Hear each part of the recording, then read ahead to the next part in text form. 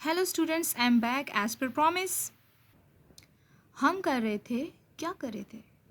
हाँ, हम कर रहे थे जी बेसिक मैथमेटिक्स फॉर केमिस्ट्री का पास्ट पेपर 2018 का, जिसके हमने सब्जेक्टिव पोर्शन के क्वेश्चन 2, क्वेश्चन 3 एंड क्वेश्चन 4 का ए पार्ट कर लिया था। रिमेनिंग पार्ट्स हम कंटिन्यू करते हैं क्वेश्चन 4 के बी पार्ट से। तो जो क्वेश्चन 4 का बी पार्ट है वो है differentiate the following with respect to X. Okay जी, ये आपके सामने एक इम्प्लीसिट फंक्शन है। सबसे पहले तो आपको पता होना चाहिए कि इम्प्लीसिट फंक्शन और एक्सप्लीसिट फंक्शन क्या होते हैं। ठीक है, इम्प्लीसिट फंक्शन वो फंक्शन है जिसमें एक्स और वाई जो हैं वो मिक्सअप होके लिखे होते हैं। जैसे कि अभी आपको ये नज़र भी आ रहा है, इसमें देखें y square minus x y minus x square plus 4 equal to 0 है। तो ये देखें एक्स और वाई जो हैं वो मिक्सअप होके लिखे हुए हैं, लिहाजा इसको बोलते हैं इम्प्लीसिट फंक्शन। और एक्सप्लिसिट फंक्शन वो होता है जिसमें y एक तरफ होता है और जो x है वो इक्वल के दूसरे साइड पे होते हैं। ठीक है, तो उसको बोलते हैं एक्सप्लिसिट फंक्शन। अभी जो आप क्वेश्चंस कर कर आए हैं वो सारे एक्सप्लिसिट फंक्शंस थे जिसमें y एक तरफ था और x दूसरे साइड पे थे, तो उसको हम एक्सप्लिसिट फंक्शन कहते हैं। और अभी जो हम करने जा रहे हैं वो इम्प्लिसिट डिफ्रेंसिएशन होगी। तो हम इसको डिफ्रेंशिएट करते हैं। रूल्स इसके सारे वही वाले हैं। जिस तरह आप जब वाई स्क्वायर का डेरिवेटिव लेंगे तो पहले इस पे लगेगा पावर रूल। तो पावर रूल के मुताबिक पावर पीछे आके मल्टीप्लाई हो जाएगी और पावर में से आप क्या करते हैं 1 माइनस कर देते हैं। तो 2 माइनस 1 इज़ 1, तो ये बन गया 2y। और फिर आप बेस का भी डेरिवेटिव लेते हैं, तो बेस यहाँ पर क्योंकि y है तो y का डेरिवेटिव x के रिस्पेक्ट से आ जाएगा dy/dx। इसी तरह यहाँ पर x और y प्रोडक्ट की फॉर्म में है, लिहाजा इस पर प्रोडक्ट रूल लगेगा। तो प्रोडक्ट रूल क्या कहता है, first function as it is, second का डेरिवेटिव, क्योंकि सेकंड y है ना, y का डेरिवेटिव dy/dx होगा, plus second as it is first का डेरिवेटिव। तो फर्स्ट जो है वो x है, उसका डेरिवेटिव क्या आ जाएगा 1। उसके बाद एक्स स्क्वायर की बारी है, तो एक्स स्क्वायर का डेरिवेटिव पावर रूल के अकॉर्डिंग आ जाएगा 2x। और उसके बाद कांस्टेंट 4 है, उसका डेरिवेटिव हो जाएगा 0, और 0 का डेरिवेटिव तो 0 ही होता है। उसके बाद आप इस माइनस को अंदर लेके जाते हैं, ब्रैकेट को ओपन करते हैं, साइंस चेंज हो जाएंगे। और हम जिन टर्म्स में dy/dx है, dy/dx को कॉमन निकाल लेते हैं। अंदर क्या आ जाएगा जी 2y माइनस एक्स, और माइनस वाई और माइनस 2x को हम इक्वल के दूसरे साइड पे शिफ्ट कर देते हैं। अब हमें क्योंकि dy/dx की वैल्यू चाहिए ना, लिहाजा ये जो कोफिशिएंट बना है ना, ये सारा के सारा जो मल्टीप्लाई हो रहा है dy/dx के साथ, ये क्रॉस मल्टीप्लिकेशन से यहाँ जाके डिवाइड हो जाएगा। सो इस तरह हमारे पास dy/dx का आंसर आ जाएगा, राइट। ओके जी, उसके बाद हमारे पास लिमिट का क्वेश्चन है, क्वेश्चन नंबर 5 का पार्ट है, इसकी भी 2 पार्ट्स हैं। तो लिमिट का रूल आपने हमेशा याद रखना है कि जब भी लिमिट का क्वेश्चन आएगा ना आपके पास पेपर में, तो सबसे पहले आपने ना मेंटली तौर पे उस पर डायरेक्ट लिमिट पुट करनी है। अगर डायरेक्ट लिमिट पुट करने से 0/0, इन्फिनिटी बाय इन्फिनिटी, 0/इन्फिनिटी, इस तरह की फॉर्म अगर ना बन रही हो तो हमेशा आप डायरेक्ट लिमिट पुट कर देंगे। ठीक है, और अगर इनमें से कोई फॉर्म बन रही है तो फिर आपने डायरेक्ट लिमिट पुट नहीं करनी। तो यहाँ अगर आप चेक करें, एक्स अप्रोचेस टू 1 है ना, तो हम अगर x की जगह 1 पुट कर दें तो 1 माइनस 1 0, न्यूमिनेटर में तो 0 बन गया। इसी तरह यहाँ 1 पुट करेंगे, इधर 1 आ जाएगा, इधर 1 पुट करेंगे तो ये 1 माइनस 1, ये भी 0। तो इस तरह ये 0/0 फॉर्म बन रही है, लिहाजा आपने लिमिट पुट नहीं करनी। तो हम क्या करते हैं, हम इसको सिंप्लीफाई करने की कोशिश करते हैं। अगर आप इस डिनोमिनेटर को देखें तो हम इस पे फार्मूला लगा सकते हैं a square minus b square, और वो इक्वल होता है किसके, a minus b into a plus b. तो इससे हमें क्या फ़ायदा होगा कि ये जो एक x माइनस 1 है ये इसके साथ कैंसिल हो जाएगा और हमारे पास x माइनस 1 का स्क्वायर आ जाएगा। ठीक है, तो इस तरह कम से कम डिनोमिनेटर में से तो वो फैक्टर हमने कैंसिल करवा लिया ना जो 0 क्रिएट कर रहा था। तो जैसे वो फैक्टर जो 0/0 क्रिएट करने की वजह बन रहा था वो कैंसिल होता जाएगा, तो अगले ही स्टेप में आप क्या करेंगे, लिमिट पुट कर देंगे। तो यहाँ भी हमने x की जगह 1 पुट कर दिया, इन दोनों की जगह भी हमने 1 पुट कर दिया है। अब न्यूमिनेटर में बन गया 1 माइनस 1 जो कि 0 बना देगा, जबकि नीचे बन जाएगा 2। तो 0 डिवाइडेड बाय एनी नंबर, हमारे पास आंसर हमेशा क्या आता है 0, and 0 is a definite number, यानी 0 आंसर आपके पास आ सकता है। न्यूमिनेटर में अगर 0 हो फिर कोई मसला नहीं है। हाँ, डिनोमिनेटर में अगर 0 आ जाए तो फिर प्रॉब्लम होता है क्योंकि वो इन्फिनिटी बनाता है। तो अभी हमारे पास इसका आंसर 0 आ गया। ओके जी, क्वेश्चन नंबर 5 का जो बी पार्ट है वो जनाबे वाला बहुत आसान सी डिफरेंशियल इक्वेशन है। जो लास्ट पेपर था ना 2019 वाला, उसमें उन्होंने थोड़ी सी आपको मुश्किल डिफरेंशियल इक्वेशन दी थी, यानी आपके लेवल से थोड़ी सी मुश्किल थी क्योंकि आप लोग केमिस्ट्री के स्टूडेंट्स हैं। तो अभी जो उन्होंने 2018 में दी हुई है वो बहुत आसान डिफरेंशियल इक्वेशन है। इसमें सबसे पहले इस 3 को आप दोनों के साथ मल्टीप्लाई करवा दें इस तरह, और उसके बाद इस 3 को यहाँ शिफ्ट कर देते हैं, यहाँ के माइनस का हो जाएगा, और इस x into d y by d x को इधर शिफ्ट करवा देते हैं, ये दोनों ऐड हो जाएंगे। ठीक है, तो ये बन जाएगा 4x into d y by d x.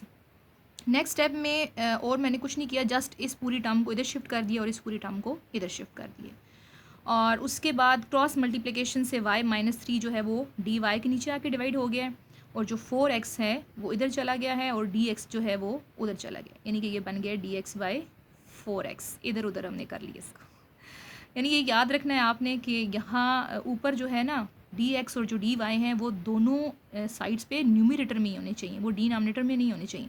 बाकी जो चीज़ें हैं वो डिनोमिनेटर में आ सकती हैं, बट इनको हमेशा न्यूमरेटर्स में होना चाहिए।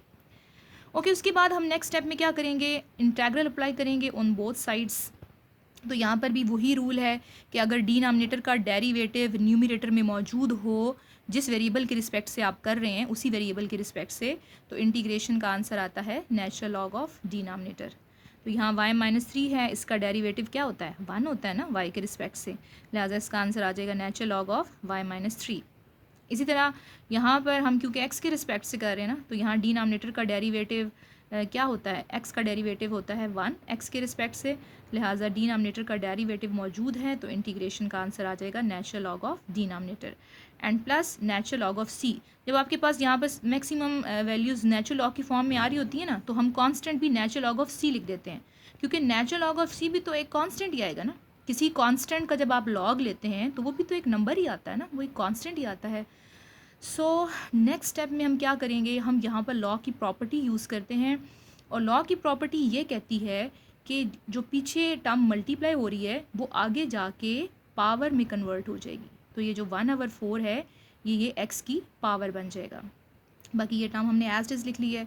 नेक्स्ट स्टेप में हम लॉ की एक और प्रॉपर्टी यूज़ करेंगे, और उस प्रॉपर्टी के मुताबिक हम लॉ को कॉमन निकाल रहे हैं, और जो प्लस है वो कन्वर्ट हो जाएगा मल्टीप्लिकेशन में। तो ये दोनों प्रोडक्ट की फॉर्म में आ जाएंगे, c इंटू एक्स की पावर 1/4। तो दोनों साइड पे आप देख सकते हैं लॉग है। हम लॉग को कैंसिल करवाना चाहते हैं, तो लॉग को कैंसिल करवाने के लिए हम दोनों साइड पे बेस e ले लेते हैं। जो बेस e होती है वो नेचुरल लॉग को कैंसिल कर देती है।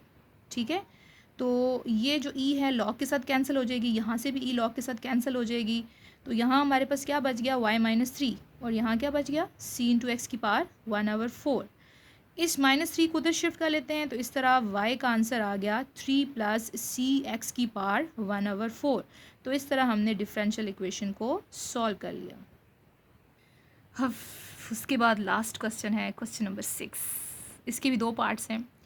Find the value of all the trigonometric functions, और नीचे आपको इसके भी फर्दर 2 पार्ट्स और दिए गए हैं। ये बहुत ही लेंथी पेपर है, तो हम बहरहाल इसका सेकंड पार्ट पहले करेंगे और फर्स्ट पार्ट हम बाद में करेंगे।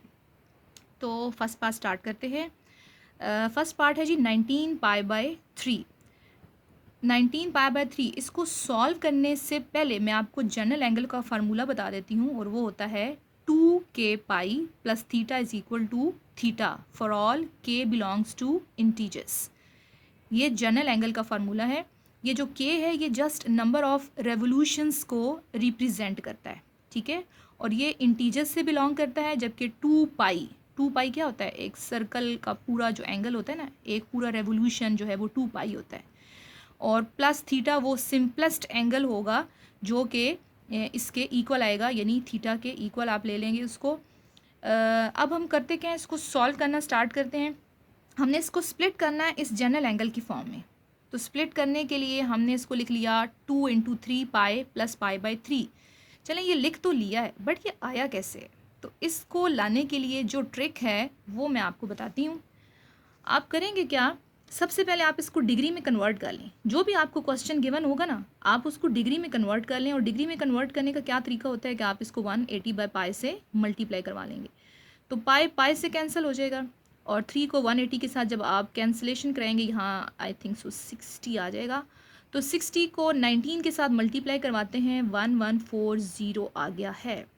ओके, तो 1140 को हमने अब करना क्या है, हम इसको अंदर रखेंगे और 360 पे, क्योंकि जो 2 पाई है ना वो रेडियन में 360 होता है, तो 360 पे हमेशा आपने 360 पे ही करना है डिवाइड, ठीक है ना। तो 360 पे हम इसको डिवाइड करते हैं, तो हम 360 को 3 से मल्टीप्लाई करते हैं, हमारे पास 1080 आ जाएगा और हमारे पास जो रिमाइंडर बच जाएगा वो 60 है। तो ये समझिए हमारा सारा काम यहाँ पर हो गया है। अब इसको लिखने का तरीका क्या है, वापस आ जाते हैं यहाँ पर और साथ हम इसको भी स्क्रीन में रखते हैं ताकि हम देख सकें।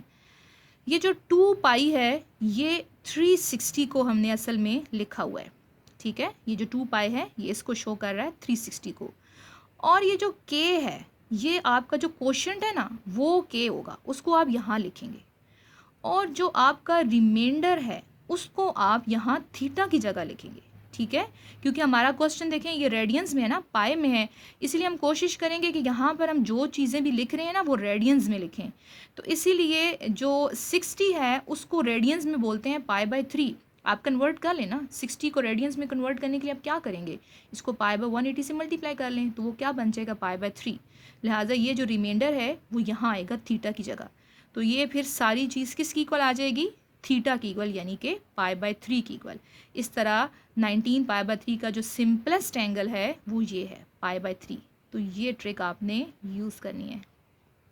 अच्छा जी, एंगल जब आपके पास निकल आएगा, अब क्वेश्चन क्या था कि ऑल टिग्नोमेट्रिक फंक्शंस की वैल्यूज़ भी फाइंड करें। तो ये हमारे पास 6 टिग्नोमेट्रिक फंक्शंस हैं, तो बेसिकली 3 ही, आगे उनके रेसिप्रोकल्स भी हैं।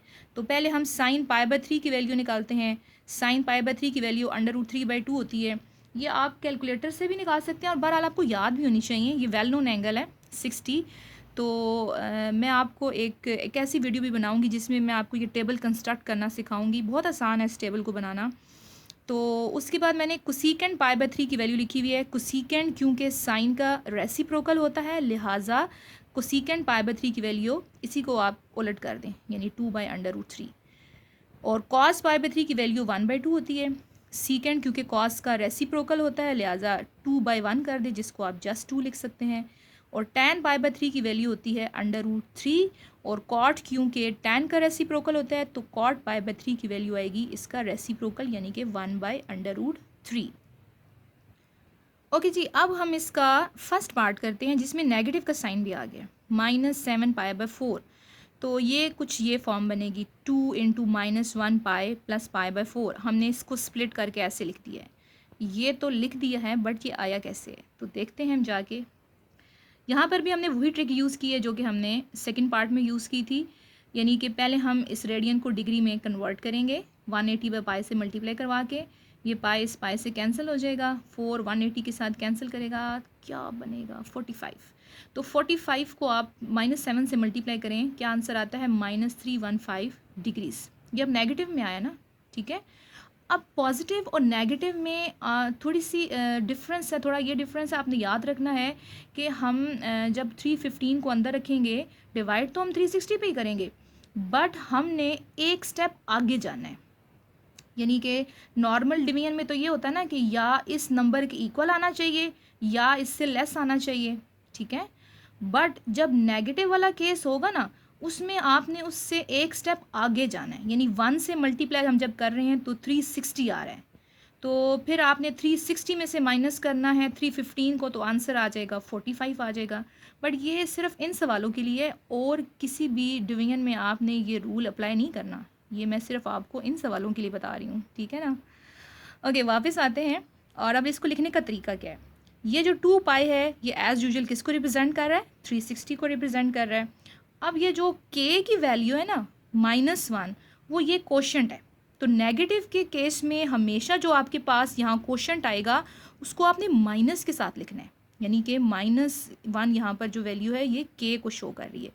और उसके बाद ये जो रिमाइंडर है वो यहाँ पर आएगा, 45 रिमाइंडर है, इसको भी आप रेडियंस में कन्वर्ट कर लें पाई/180 से मल्टीप्लाई करके, तो ये बनता है पाई/4। तो दिस इज़ रिमाइंडर, और ये हमारा थीटा होगा, और ये इक्वल आ जाएगा किसके, थीटा, यानी कि पाई/4 के। तो इस तरह जो आपने अभी एंगल निकाला है π/4 जो कि सिंपलेस्ट एंगल था -7 π/4 का, तो उसको हम सारे ट्रिग्नोमेट्रिक फंक्शंस के लिए उसकी वैल्यू कैलकुलेट कर लेते हैं। sin π/4 की वैल्यू होगी 1/√2 और कोसेकेंट क्योंकि इसका रेसिप्रोकल है लिहाजा कोसेकेंट π/4 की वैल्यू √2 आ जाएगी। इस तरह cos π/4 की वैल्यू भी 1/√2 ही होती है और सीकेंड क्योंकि cos का रेसिप्रोकल है तो इसकी वैल्यू √2 आ जाएगी। tan π/4 की वैल्यू 1 होती है और cot क्योंकि इसका रेसिप्रोकल होता है तो इसकी वैल्यू भी cot π/4 की 1 आएगी। हाँ, शुक्र है लास्ट क्वेश्चन आया। क्वेश्चन नंबर 5 का पार्ट बी है। इसमें हमने प्रूव करना है लेफ़्ट हैंड साइड को राइट हैंड साइड के इक्वल। ये ट्रिग्नोमेट्री का एक क्वेश्चन है, आसान सा क्वेश्चन है। इसमें आप किसी भी साइड से स्टार्ट कर सकते हैं, राइट हैंड साइड से भी स्टार्ट कर सकते हैं और मैंने लेफ़्ट हैंड साइड से स्टार्ट किया हुआ है। तो लेफ़्ट हैंड साइड से स्टार्ट करते हैं इसको। √1 - sin theta divided bye 1 + sin theta. हम करेंगे क्या, अंडर रूट के अंदर ही इसको रैशनलाइज करेंगे। रैशनलाइजेशन यानी कि यहाँ अगर 1 + sin थीटा लिखा है तो हम 1 - sin थीटा से मल्टीप्लाई भी करेंगे और डिवाइड भी करेंगे। ठीक है, तो न्यूमरेटर में तो ये बिल्कुल सेम टर्म्स हैं 1 - sin थीटा, तो इसका क्या बन जाएगा, होल स्क्वायर बन जाएगा। जबकि नीचे फार्मूला लगेगा a + b × a - b किसकी इक्वल होता है, a² - b² के। तो a तो यहाँ पर 1 है और 1 का स्क्वायर 1 ही होता है और sin² थीटा आ जाएगा। अब अभी मैंने इसी पेपर में शायद आप लोगों को प्रॉपर्टी बताई थी कि रियल नंबर की प्रॉपर्टी है कि अगर दो नंबर्स डिवाइड हो रहे हैं और उनके ऊपर as a whole under root है तो आप उस अंडर रूट को सेपरेट कर सकते हैं, न्यूमरेटर पे अलग और डिनोमिनेटर पे अलग। ठीक है, तो ये जो 1 - sin² है ये इक्वल होता है किसके, cos² के। ये पता है ना आप लोगों को, ये cos² की इक्वल होता है। किस तरह, ये एक बहुत वेल नोन आइडेंटिटी है, sin² theta plus cos² theta is equal to 1। तो अगर sin² को आप 1 की तरफ शिफ्ट कर दें तो cos² थीटा इक्वल आ जाएगा 1 - sin² थीटा के। तो ये हमने यहाँ पर आइडेंटिटी पुट की है। अब ये स्क्वायर इस स्क्वायर रूट के साथ कैंसिल हो जाएगा और ये स्क्वायर इस स्क्वायर रूट के साथ कैंसिल हो जाएगा, तो we are left with 1 - sin theta divided by cos theta. तो इस कॉस को हम सेपरेटली डिवाइड कर देते हैं, 1 के नीचे अलग डिवाइड कर देते हैं और साइन के नीचे अलग डिवाइड कर देते हैं। तो 1/cos बन जाएगा सीकेंड थीटा और साइन बाय कॉस क्या होता है जी, tan थीटा। और ये हमारी राइट हैंड साइड है और यही हमने प्रूव करना था, hence proved. I hope so कि आपको ये पेपर क्लियर हो गया होगा, बट अभी भी अगर आपकी कोई क्यूरीज हैं तो आप मुझे कमेंट सेक्शन में बता सकते हैं। स्टे कनेक्टेड, अल्लाह हाफिज़।